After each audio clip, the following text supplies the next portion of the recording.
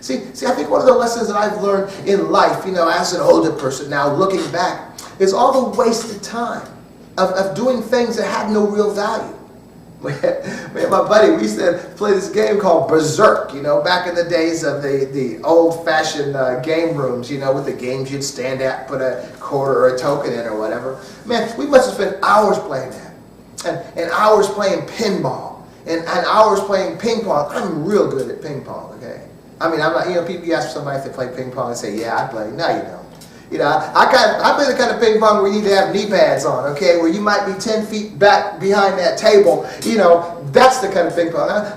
But to get that good, we would play 20, 30 games at a time, round, change sides.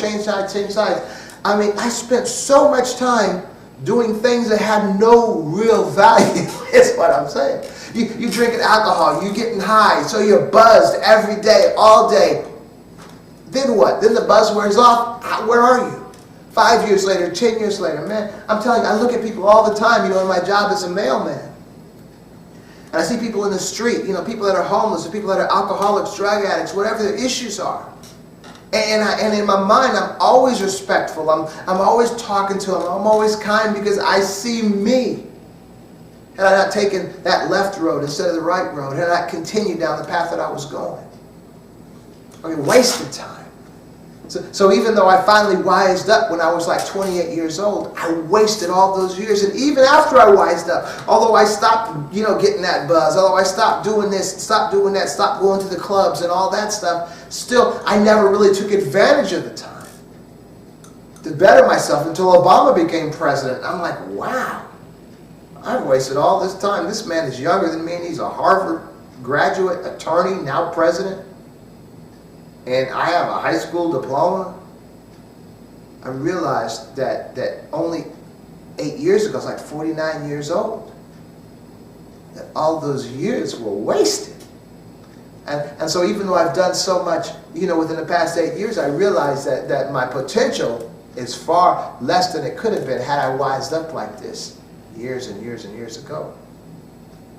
And so this is where the experience comes as a parent when we look at our kids and say, look, don't be like me. Don't do what I did. And it's easy sometimes. I think first of all, as parents, we need to stop drinking that alcohol. We need to stop smoking that weed. We need to stay home more, be with your kids. Help them.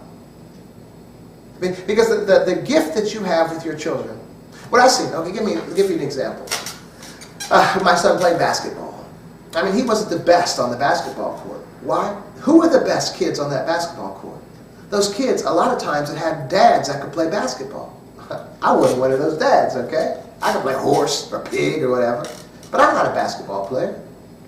And so I wasn't able to give my son. Now the thing is, the kids that are real good at basketball, whose dads played basketball, trust me, as those kids got older, those kids became way better than their dads. Why? Because their dads knew their weaknesses in basketball.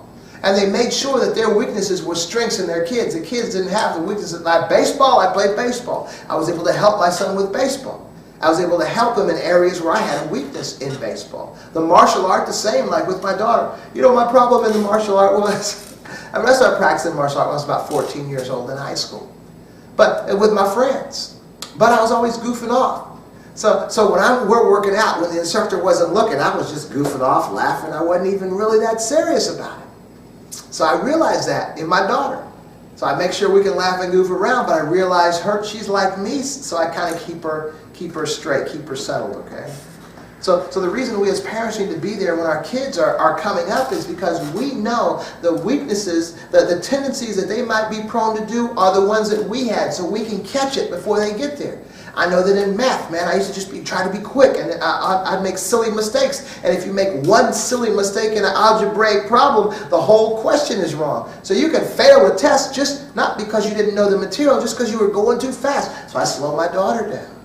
Take your time. Look at it. Man, if you have extra time at the end of the test, then go back and look at each problem. Double check it and all that stuff. So you know your weaknesses and you can help your child avoid those mistakes that you make. That's why you have to be there. So the education is necessary, keeping the nose clean. So we have to keep our noses clean as parents. We have to be the examples before our kids on what they need to be.